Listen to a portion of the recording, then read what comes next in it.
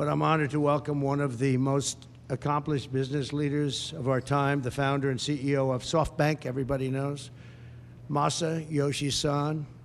Masa runs one of the largest companies in Japan and among the most successful investment and technology companies anywhere in the world, one of the most successful investors in the world.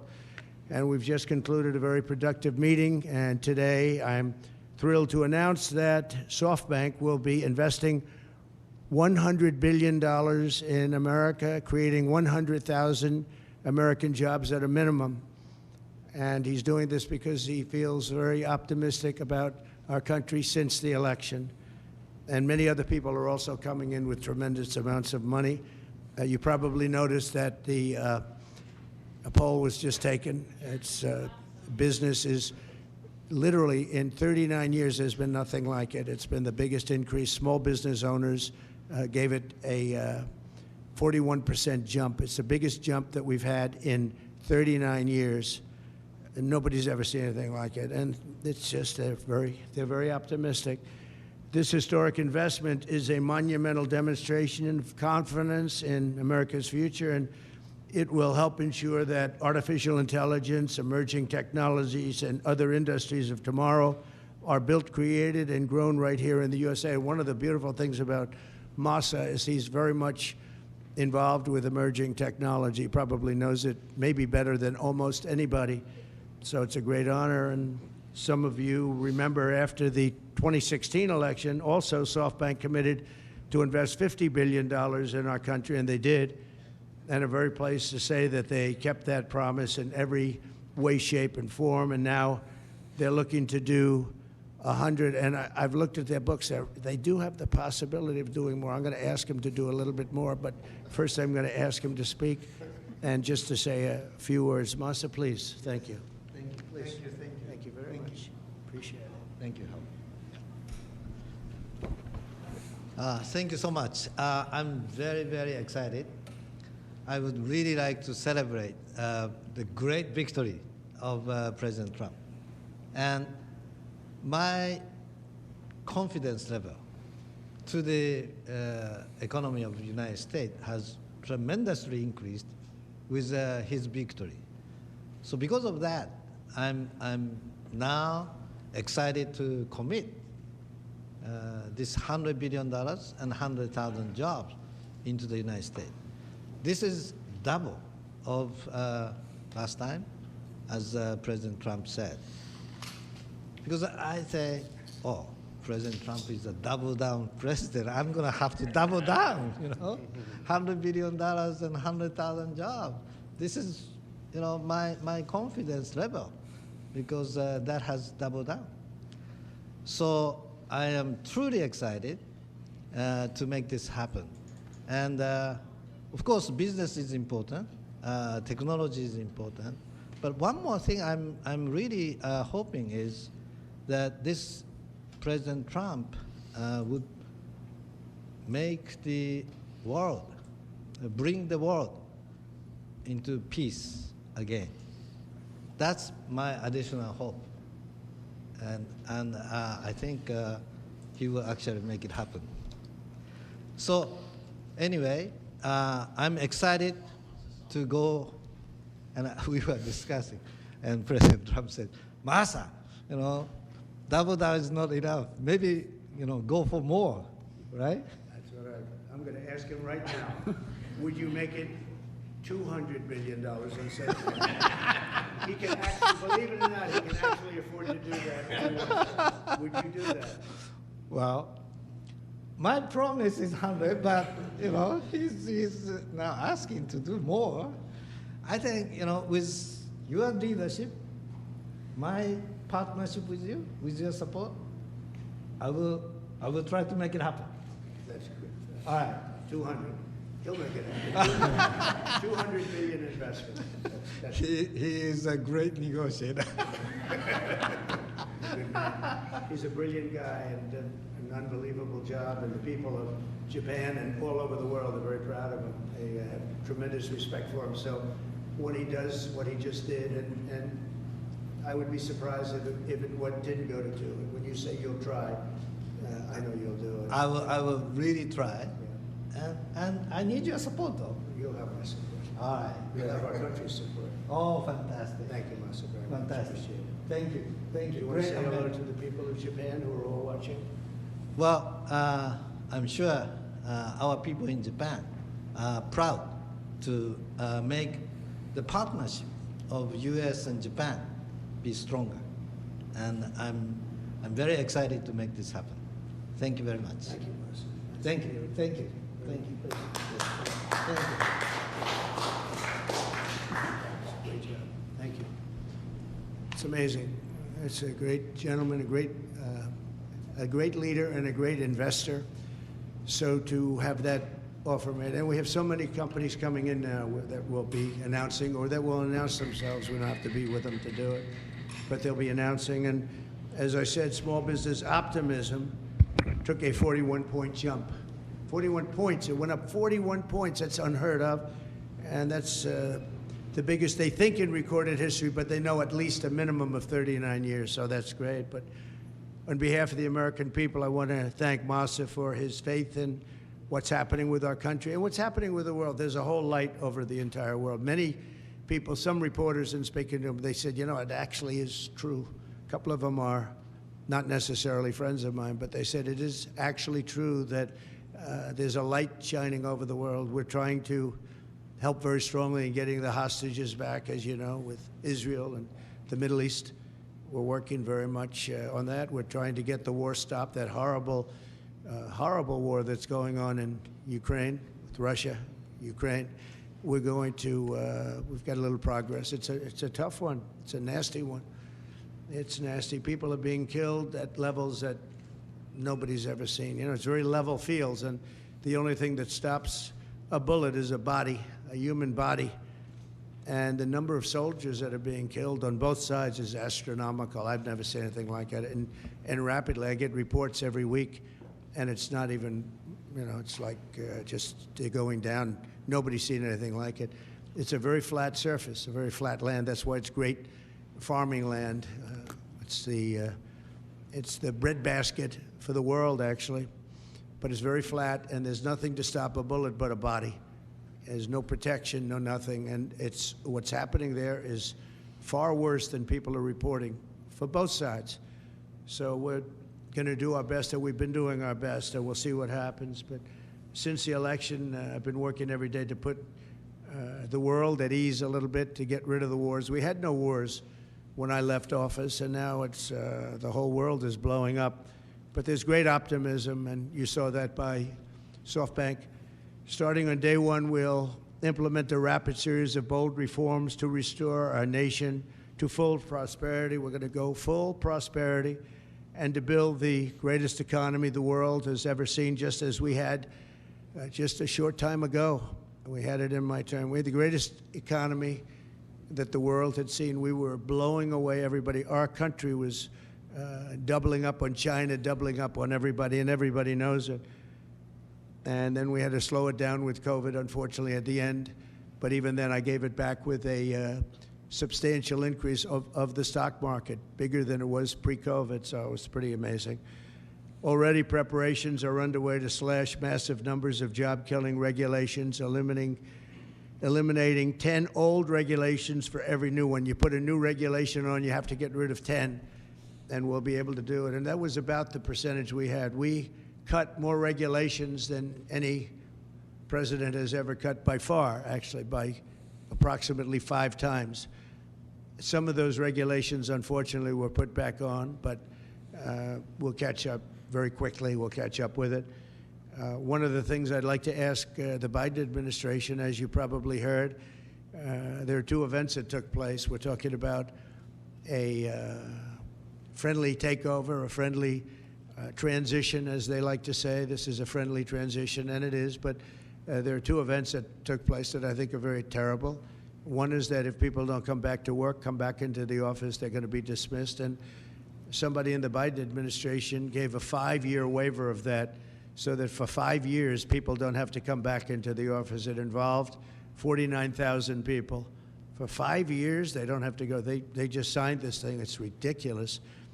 So it was like a gift to a union, and we're going to obviously be in court to stop it. The other thing is really terrible. We spent a tremendous amount of money on building the wall. The wall was designed specifically by the Border Patrol because it's very hard to climb. They need to have see-through. They need it to be steel because you can't cut. It's very powerful steel. It's very hard steel. It's a special type of steel, but very, very hard to cut. Inside the steel, as you know, we pour concrete, and that's a grade 10 concrete, which is a very strong concrete, very as though you were building about a 60-story building. It's very powerful concrete. They've made tremendous technology advances in the word concrete. Who would think that? But I know that from the construction industry. Today, what you can do with concrete is incredible. So we have a very strong concrete. And then we have a rebar. We put rebar inside the concrete, and the rebar likewise is very hard to cut. So it's a very expensive process, very expensive wall. And then we put a anti-climb plate on the top. You saw that. And I didn't like the look of it, but then when I watched, we had people testing. We had mountain climbers actually testing, and they were not able to get over the anti-climb plate. So I said, all right, I guess we're going to put it on. That plate on top, which I never loved the look of it, but it works so unbelievably well, you have to do it. So we spent a lot of money on building it, and we have hundreds of miles that we put up. A lot of people don't realize, but we did 571 miles of wall. That's why we had such good records, in addition to the fact that Mexico helped us with their military. They kept people out, and they were actually very good under the past leader. But now we ordered an additional 200 miles of wall. It's very expensive, and now it's about double the price of what it would have been 6 years ago. And the administration is trying to sell it for 5 cents on the dollar, knowing that we're getting ready to put it up. And what they're doing is really an act. It's almost a criminal act. They know we're going to use it, and if we don't have it, we're going to have to rebuild it, and it'll cost double what it cost years ago, and that's hundreds of millions of dollars, because you're talking about a lot of wall. I built much more than I said I was going to build, but then after it was built, I said, you know, we can do some more because it's sort of like water, people flow through, and that will pretty much really take care of it. And what happened is they just, as you see, they're trying to sell it for 5 cents on the dollar, and that's really, that has nothing to do with a smooth transition. That has to do with people really trying to stop our nation. And all it means really is that we're going to spend hundreds of millions of dollars more, not even talking about the time. Time would be pretty long, but we'll spend hundreds of millions of dollars more on building the same wall that we already have. And people have already come back to us that have deals at 5 cents and 4 cents, and one guy at 3 cents on the dollar, and they offered to sell it back to us at more money than it cost us to build substantially. Can you believe it? So they make a deal with the United States to buy it for pennies, and then they call us and they say, do you want to buy it back? We'll sell it back to you for hundreds of dollars a foot. Hundreds of dollars, from pennies to hundreds of dollars a foot. And we can't let this take place. Now, we're going to go. I spoke with the Attorney General of Texas. I spoke to the senators of Texas. I spoke to a lot of people, and hopefully they'll be able to stop. We're going to be, having a restraining order. But just think about how ridiculous it is. And this is just people that don't want this country to succeed. And this has nothing to do with Democrat or Republican. This has to do with common sense. We won on common sense, and this is maybe one of the most egregious examples I've seen. So the people that are buying it or trying to buy it are trying to make a deal with us to sell it back at hundreds of times more than we paid. And this is all because the Democrats. So I'm asking today Joe Biden to please stop selling the wall. We're going to use that to create a strong barrier, and it worked. That's why our numbers were so good. It really worked, and it worked well. And it's very expensive to do. And I'm asking Joe Biden to stop his people from giving it away. It's something that people can't even believe is happening. So Hopefully, Joe will be able to stop it. We'll soon unleash American energy, and this will be done at levels not seen before, issuing quick approvals for pipelines, drilling, and other infrastructure. It'll be clean energy, and we'll bring in the price of electricity, and we're going to bring it down fast. We're also going to create clean coal. Clean coal is something that has really taken over. We have coal that will last for over 1,000 years. We have so much coal, and with a process, it becomes clean coal. It's very powerful energy, unlike wind. It's very, very powerful, and we're going to be doing a lot of clean coal for the people of West Virginia and others, Wyoming, so many states. We have great states, and they'll be happy to hear it. But we're going to be very much into clean coal. I don't ever use the word coal. I use the word clean coal. And I'll keep my promise to pass historic tax cuts for American families, workers, and businesses that create jobs in America. As you know, we're giving tax cuts if they do it here. We brought it down from 44%, 42%.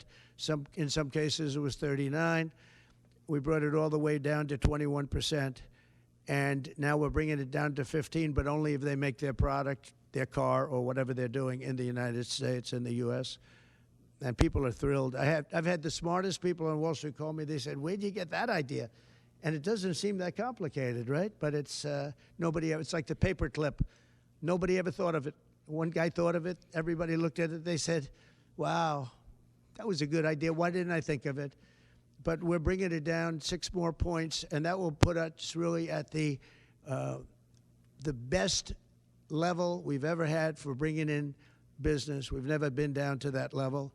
We'll be among the lowest taxed states, and a lot of businesses are going to come in. Between that and our taxing and tariff policies, we're going to have business like nobody's ever seen in this country before. That's why we're, having a 41-year record in optimism from small businesses and big businesses. And I'll keep my promise to pass historic tax cuts for families, workers, and businesses that create jobs in America. Any business that invests $1 billion or more in the United States will be eligible for fully expedited permits and approvals, including environmental approvals from the federal government. So when companies come in, if they're going to invest $1 billion or more, there'll be many of them, and they'll go into Detroit, and they'll go into a lot of places where we want them. You saw how well I did with the auto workers. We did unbelievably. You saw how well we did with the Teamsters, and also the non-union were record 98%, 97%. Nobody's ever got numbers like that because we're bringing business back, and they're all coming back. We lost them over years of stupidity, I call it. I call it the years of stupidity, the decades of stupidity. Through the Department of Government Efficiency, Elon Musk has been working very hard with various people, including Vivek. We'll going to eliminate hundreds of billions of dollars of waste and fraud. And I can only tell you, I'll give you a little early report, they're finding things that you wouldn't even believe. So we're looking to save maybe $2 trillion. And it'll have no impact. Actually, it'll make life better, but it'll have no impact on people. It's not like we will never cut Social Security or things like that. It's just waste, fraud, and abuse. And we'll immediately restore the sovereign borders of the United States and stop illegal immigration, which is costing us, I believe, trillions of dollars a year. I think it's a cost that nobody's ever seen anything like it. I don't know how can you be satisfied releasing prisoners into the United States. Think of this. You're releasing prisoners from jails all over the world, not just in South America. From the Congo, I would talk about it all the time. They're a very big sender of people. But from all over the world, they're sending prisoners out of their jails. Some of their jails are empty, and they will be empty soon if this ever continued. I spoke with the president of Mexico, and as you know, I spoke with Justin Trudeau of Canada, and we told them it's not fair, not right. You can't let these people come into our country. And they understand. They're very much on notice.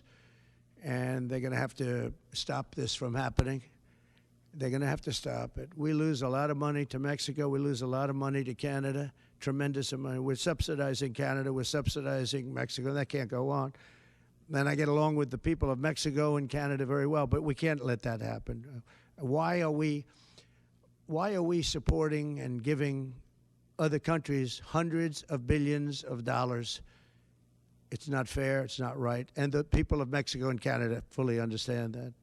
We've talked about it before, but now we're doing something about it. We started, and then we had to fix the COVID situation, and that's what we did. But now we're doing it. We're doing it from the beginning. Howard will be largely in charge. We'll be working on it together. Howard's terrific. He's done a fantastic job, and he's really helped us a lot with transition. I think we have fantastic people coming in. So all of these policies will help us rapidly defeat inflation, create millions of new jobs, and put money in the pockets of the hardworking families of our country, pay off debt. We're going to be paying off a tremendous amount of debt. We're $36 trillion. You don't want to be there. And we're going to be using a lot of the money that we make. We're going to be opening up a lot of businesses that are going to be pouring in because of our tax policy.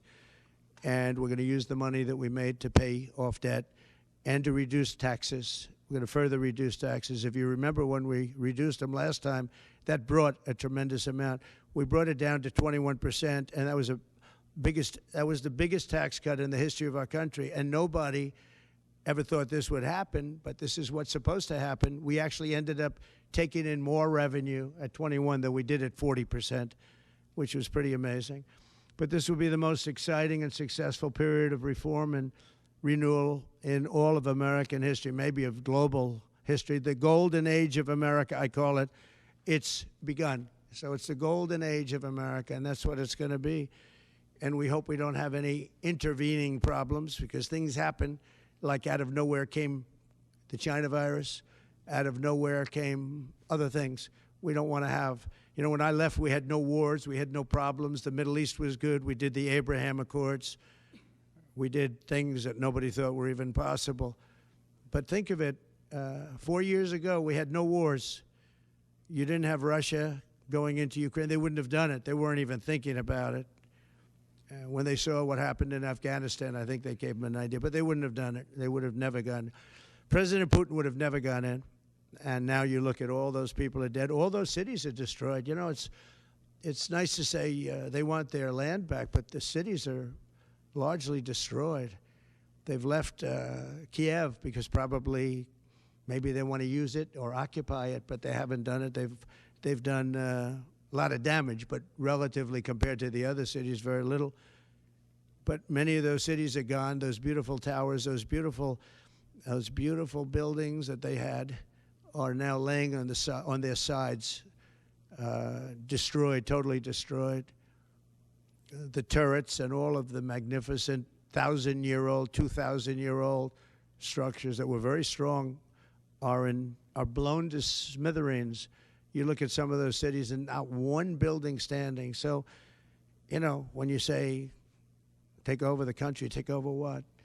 Take over what? That's a 100-year rebuild. Take 100 years to rebuild it, and you can never have it the way it was. What a shame. It should have never happened. It would have never happened. If I were president, that war would have never happened. Nor would Israel have happened with the attack on Israel. So we're inheriting big challenges at home and all over the world. Again, we had no wars. We had no problems. We had no inflation. We had it less than 1%. A perfect number. And then we had inflation, the likes of which I don't believe the country's ever seen inflation like that. They say 38 years. I don't know. I think it's probably ever. But we're going to take care of all of it. We're going to get the prices down by energy. The energy is going to come in. We have more energy than anybody else. We're going to use it.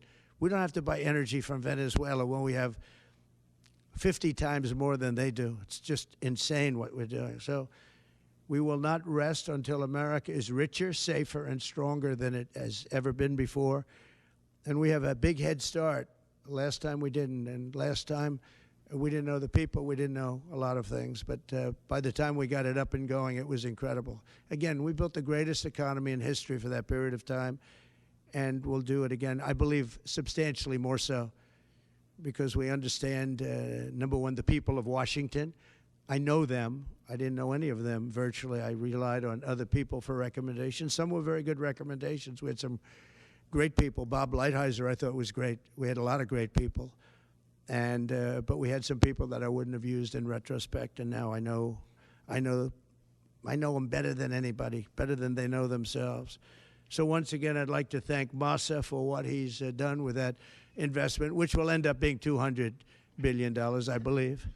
But I just want to thank him. He's just an outstanding man. When you have that kind of brain power wanting to invest in this country, and that's money that he can't invest elsewhere. So that's a big investment, but makes me feel very good. Makes me feel that we're absolutely on the right track. So thank you to Masa, and we'll take a couple of questions. Yeah, please. Jeff. Mr. President, you mentioned the wars. Can you tell us what you said to Prime Minister Netanyahu in your call on Saturday? Yeah. And have you spoken to President Putin since your election? Well, I'm not going to comment on the Putin question, but I will comment on Bibi. We had a very good talk. We discussed what is going to happen, and I'll be very available on January 20th, and we'll see. As you know, I gave warning that if these hostages aren't back home by that date, all hell's going to break out, and very strong. But we generally just discussed. I asked him, where are things? Mike Waltz they're doing a great job, by the way. Everybody is very happy. I think he's doing a fantastic job. But he was very much involved in the call. But it was a recap call more than anything else. President Trump, do you plan to stop the ban on TikTok next month? Who? How do you plan to stop the ban on TikTok next month? We'll take a look at TikTok. You know, I have a warm spot in my heart for TikTok because I won youth by 34 points. And there are those that say that TikTok had something to do with that. Now, Joe Rogan did, and some of the other people that were recommended by my son Barron, he knew names. I said, who is that? Tell me, who's that? Dad, you got to be kidding. I can't believe you don't know. And I did those interviews, and it was actually sort of cute. Do you want to know the truth? But we did them, and that had an impact. But TikTok had an impact, and so we're taking a look at it. But you know, we won youth. Republicans are always 30 points down in youth. I don't know why, but we ended up finishing. There was one poll that showed us down about 30. We were 35 or 36 points up with young people. So I have a little bit of a warm spot in my heart, I'll be honest. Yes, President, are you entertaining the idea of preemptive strikes against Iran's nuclear facilities? Against who? Against Iran's nuclear Well, I facilities? can't tell you that. I mean, Would you? I mean, it's a wonderful question, but how can am I going to do preemptive strikes? Why would I say that? Can you imagine if I said yes or no? You'd say, that was strange that he answered that way. Am I going to do preemptive strikes on Iran? Is that a serious question? How could I answer a question like that? Say it. Would you be in support of Israeli strikes on Iran's nuclear How could I facilities? tell you a thing like that now? It's just so you don't talk about that before something may or may not happen. You know, just I don't want to insult you. I just think it's just not something that I would ever answer having to do with there or any other place in the world. President Trump. President Trump. Time magazine interview. Can I ask, just clearly, do you believe there's a connection between vaccines and autism? Do you believe there's a link? Well, I don't look. Right now, you have some very brilliant people looking at it. I had dinner the other night with the head of Pfizer, the head of Eli Lilly, and RFK, as you know, and Oz. And we had, and other people within the administration that are involved, the medical. And we're looking to find out, you know, if you look at autism, so 30 years ago I've heard numbers of like 1 in 200,000, 1 in 100,000.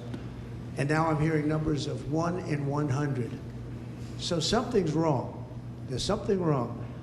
And we're going to find out about it. What about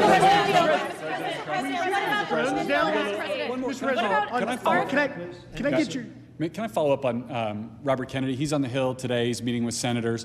What do you say to people who are worried that his views on vaccines will translate into policies that will make their kids less safe? No, I think he's going to be much less radical than you would think. I think he's got a very open mind, or I wouldn't have put him there. He's going to be very much less radical. But there are problems. I mean, we don't do as well as a lot of other nations, and those nations use nothing. And we're going to find out what those problems are. And another thing that came up, the dinner was fascinating because I had Bobby and I had, again, the head of Pfizer. You know who that is. He's a highly respected man who has run an incredible company, likewise with Lilly, the top two people. And we had the head of the industry also. So all companies were represented. And I said, let's have it out now a little bit. And you know what came out of that meeting is that we're paying far too much, because we're paying much more than other countries. And we have laws that make it impossible to reduce. And we have a thing called the middleman. You know the middleman, right? The horrible middleman that makes more money, frankly, than the drug companies, and they don't do anything except they're a middleman. We're going to knock out the middleman. I'm going to be very unpopular after that statement. Mr. President, I don't know who these middlemen are, but they are rich as hell. And we're going to knock out the middlemen. We're going to get drug costs down at levels that nobody has ever seen before. And that really, I tell you, we spent more time talking about that with Bobby and with the executives and Oz, all of them. We spent more time talking about that than anything else. Thanks, President Trump. What about the polio vaccine? Well, I'm a big believer in it, and I think everything should be looked at, but I'm a big believer in the polio vaccine, the Salk vaccine. Do you think schools should mandate vaccines? Do you think schools should mandate vaccines? I don't like mandates. I'm not a big mandate person. So, you know, I was against mandates. Mostly Democrat governors did the mandates, and they did a very poor thing. It was, you know, in retrospect, they made a big mistake having to do with the education of children. You know, they lost like a year or 2 years of their lives. The mandate was a bad thing. I was against the mandate. So is that something you'd want to? Mr. President, Yes, please. do you expect Ron DeSantis to appoint Laura Trump to Senator Marco Rubio's seat? No, I don't. I probably don't, but I don't know. Ron's doing a good job. That's his choice, nothing to do with me. Laura's unbelievable. I mean, she was incredible. The job she did at the RNC as chairman, along with Michael Whatley, the combination. But I can just speak for Laura. She is so highly respected by women. I mean, even her workout routines are through the roof. She lifts 150 pounds. I don't know how the hell she does it. She's a bad example for men and women's sports, because I wouldn't be able to beat her, I don't believe. I'd try like hell. But no, she's an incredible woman. And, you know, it's funny, people oftentimes talk about nepotism. I never had, when I put her there, people said, how did you get her to do it? You know, she could have run for the Senate in North Carolina. Ted Budd would be the first to say. And he wouldn't have run. Nobody would have run. And she just said, no, I want to really focus on my children. When the election, and my family, she has a great family. When the election started getting closer, I asked her, would she go to Washington and work on the, you know, as chairman of the committee, along with Michael Whatley. And they did such an unbelievable job, especially on cheating. They stopped it, or at least they stymied it. Too big to rig. And we won in a landslide. You know, we won tremendously. She did an amazing job. Now Ron is going to have to make, because Marco has been really a star already. And we haven't started, but, you know, we see signs of from some people, or very early, we see signs of stardom. And Marco has done incredibly. He's sort of born for it. It was such an easy decision. The Marco decision was such an easy, but he leaves a vacancy in Florida, and Ron's going to have to make that decision, and he'll make the right decision. I also know that Laura's got so many other things. I mean, she's got so many other things. People want her to be on television. They want to give her contracts. You know, her predominant thought is our country and her family. Those are her thoughts. But she's got so many other things that she's talking about. Mr. President. He'll make the right decision. Mr. President. Mr. President. Should senators who oppose your nominees, your cabinet nominees, should they be primary? If they are unreasonable, I'll give you a different answer, an answer that you'll be shocked to hear. If they're unreasonable, if they're opposing somebody for political reasons or stupid reasons, I would say has nothing to do with me. I would say they probably would be primaried. But if they're reasonable, fair, and really disagree with something or somebody, I could see that happening. But I do believe that if they're I think we have great people. I think we have a great group of people. Pam has been unbelievably received. You take a look, Pam Bondi. So many have been just unbelievably received. I think Pete Hegseth is making tremendous strides over the last week. He's going to be great. Look, he went to Princeton, he went to Harvard, he was a great student there, but he really was, from the first day I met him, all he wanted to talk about was military. He's just a military guy. I think it's a natural. This was my idea. And, you know, Pete Hegseth gave up a lot because he was going big places in Fox, big places, a lot of money. And he didn't even hesitate. When I said, do you want to do this? He said, absolutely. I said, you know, if it doesn't work out, you'll never have the opportunity that you have right now in terms of the world of entertainment or business, whatever you want to call it. You'll never have that opportunity again. In fact, it could be just the opposite because it's nasty out there. He said, I don't care. I have to do it for my country. He gave up a tremendous amount. If this didn't work, it would be a tragedy. Because, but that's what he loves. He loves the military. I never talked to him about anything else. He'd talk about the military. He'd come to see me about a soldier that was unfairly treated, and could I help? That's the only thing I virtually ever talked to him about. And I always remembered it. I've seen him many times, and I don't think I've ever had a subject on anything other than military with him. That's where his love is. And he didn't say, well, I'd like to think about it. I'd like to talk to my family. He said, not even a contest. And, you know, he was going through the roof over there. He was doing great. They have the #1 show that Saturday and Sunday with Will and Rachel. That was great chemistry. And if this didn't work out for him, it would be actually sort of tragic. Yeah. Would you consider pardoning Eric Adams? Yeah, I would. Yeah. I think that he was treated pretty unfairly. Now, I haven't seen the gravity of it all, but it seems, you know, like being upgraded in an airplane many years ago. I know probably everybody here has been upgraded. They see you're all stars, and they say, I want to upgrade that person from NBC. I'm going to upgrade him. And that would mean you'll spend the rest of your life in prison. I don't know. Somehow, I hope not. I mean, I'd have to see it because I don't know the facts. I think he was treated. You know, it's very interesting. When he essentially went against what was happening with the migrants coming in, and, you know, he made some pretty strong statements like, this is not sustainable. I said, you know what? He'll be indicted soon. And I said it not as a prediction, a little bit lightheartedly, but I said it. I said, he's going to be indicted. And a few months later, he got indicted. So yeah, I would certainly look at it.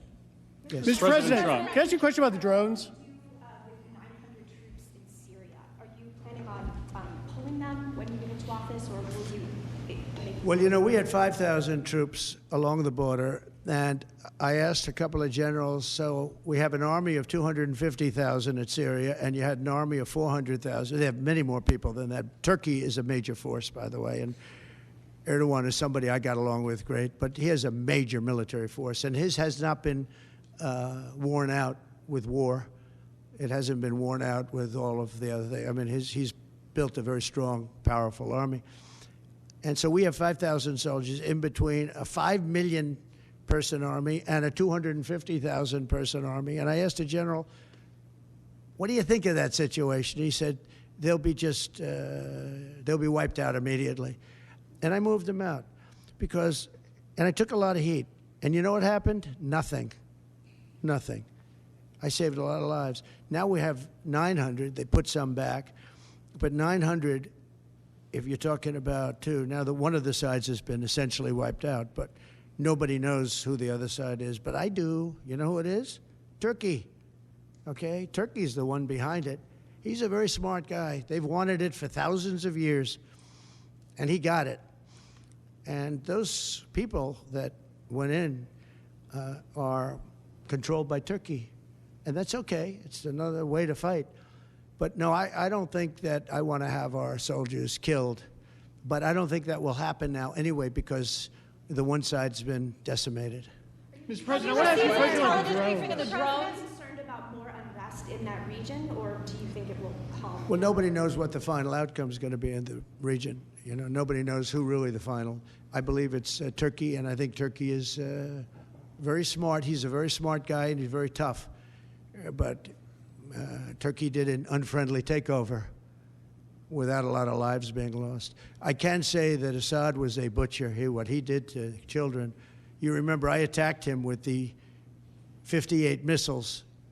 Unbelievable missiles coming from ships 700 miles away, and every one of them hit their target. But I did that. That was the red line in the sand. Obama drew it, and then he refused to honor what he did. He said, if anybody goes across the red line, and Assad killed many more children after that, and Obama did nothing, but I did. I hit him with a lot of missiles. In fact, President Xi was sitting here the night he was in that dining room having chocolate cake. Remember the famous chocolate cake? But and that's when I explained what we were doing as the missiles were shot. And it was amazing as to precision, because every one of those missiles hit its target from a long distance away. Had President Obama drawn the line and where it meant something, you wouldn't have even had Russia there. But in the end, I never understood why Russia went there. They were not getting very much out of it. But now their time is taken up with Ukraine, and we'd like to get them to stop on Ukraine, and Ukraine stop also.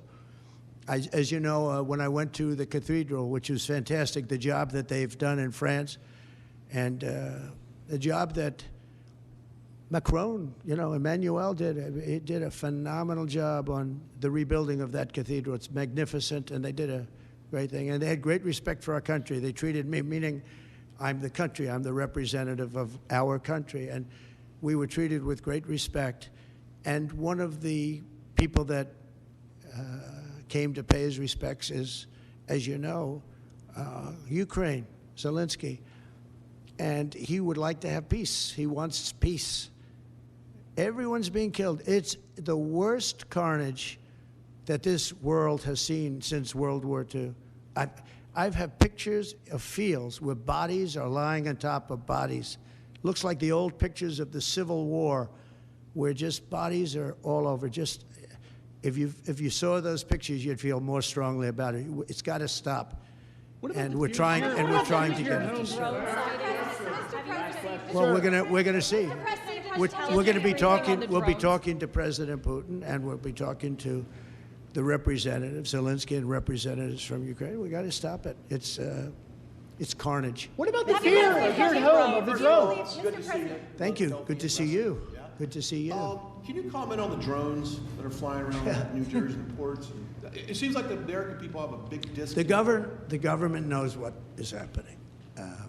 Look, our military knows where they took off from.